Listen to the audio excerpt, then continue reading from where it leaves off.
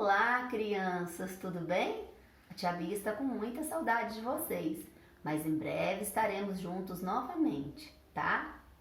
E a brincadeira de hoje será uma brincadeira cantada. As brincadeiras cantadas desenvolvem o ritmo e a linguagem dos nossos pequenos.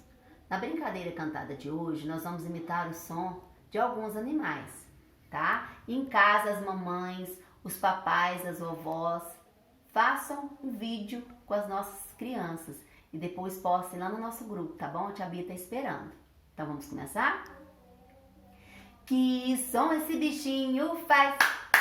Quero ver quem sabe mais. Toda a turminha linda da tia Bia imitando os animais. Que som esse bichinho faz? Quero ver quem sabe mais.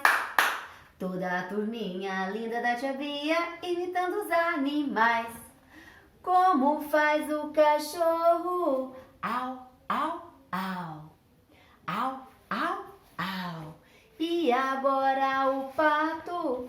Quá, quá, quá. Quá, quá, quá. Como é que faz o sapo? Wabbit, wabbit, wabbit. Wabbit, wabbit, wabbit. Agora imite o lobo. Au, au. Mais uma vez. Que som esse bichinho faz? Quero ver quem sabe mais. Toda a turminha linda da tia Bia imitando os animais. Que som esse bichinho faz? Quero ver quem sabe mais. Toda a turminha linda da tia Bia imitando os animais. Ei!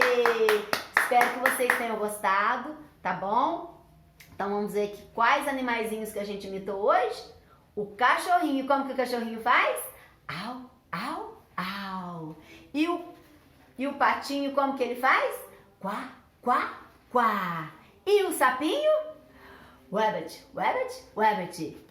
E o lobo, como que faz o lobo? Au! Façam em casa com os nossos pequenos e tentem gravar um vídeo do jeito de vocês e postem lá no nosso grupo, tá bom? E lembrando, não saiam de casa, fiquem em casa, mas se precisar sair, use máscara, tá bom? Porque vocês estão aqui no coração da tia Bia. Tia Bia ama muito, está com muitas saudades. Beijo, até a próxima, tchau!